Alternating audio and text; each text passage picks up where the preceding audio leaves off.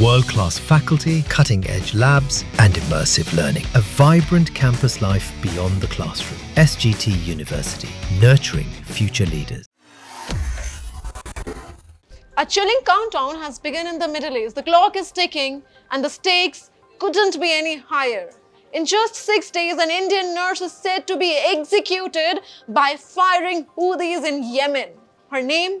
Nimisha Priya. Her story? A volatile mix of ambition, desperation, and now a battle for life. Today we ask, can India save her before time runs out? Can diplomacy triumph over death? And what exactly is this concept of blood money that may hold the key to her survival? Let's take you to the war-ravaged nation of Yemen, where 38-year-old Nimisha Priya, a nurse from Kerala's Palakkad district, sits in jail, sentenced to death for alleged murder of her Yemeni business partner, Talal Abdu Mahdi. The incident happened back in 2017, when a business deal to set up a clinic went terribly wrong. The clinic shut down, the partnership sold, the allegations brutal. In 2018, a Yemeni court convicted Priya of murder, and in January this year, Yemen's president Rashid Al-Alimi gave the final nod for her execution. The method? A firing squad. The date, July 16, just around the corner. But wait, there is still one ray of hope, and it lies in a centuries-old law, Islamic Sharia law followed in Yemen, which offers a powerful alternative to execution called diya, or blood money. What is it? Well, under Sharia law, if the victim's family agrees, they can pardon the killer in exchange for financial compensation. In short, forgiveness in return for money. And the most critical detail? There is no fixed amount for the compensation. The figure is entirely at the discretion of the victim's family.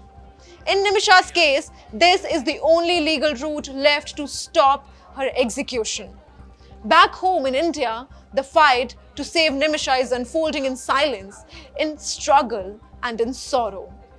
Her husband, Tommy Thomas, a daily wage laborer, is already crushed under a 60 lakh rupees debt, money borrowed back in 2015 to open that ill-fated clinic in Yemen.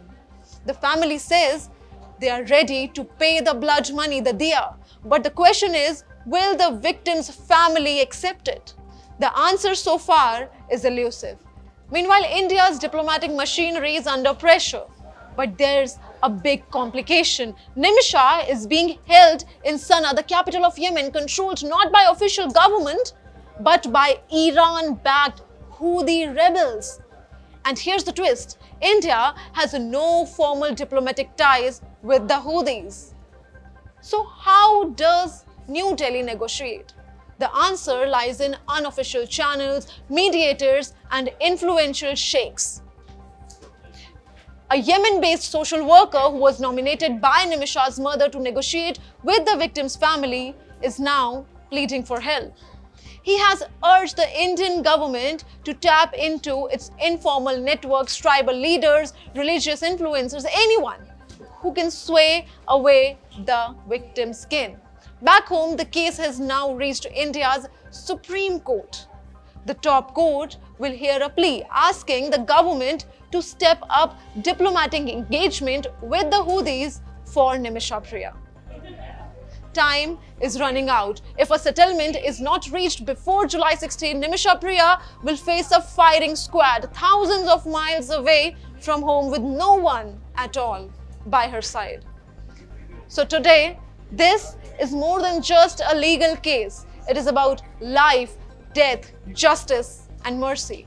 Will diplomacy prevail over execution?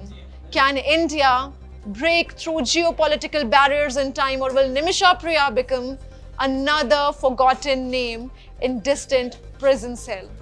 Right now, every second, every contact, every call could make the difference between a life saved and a life lost.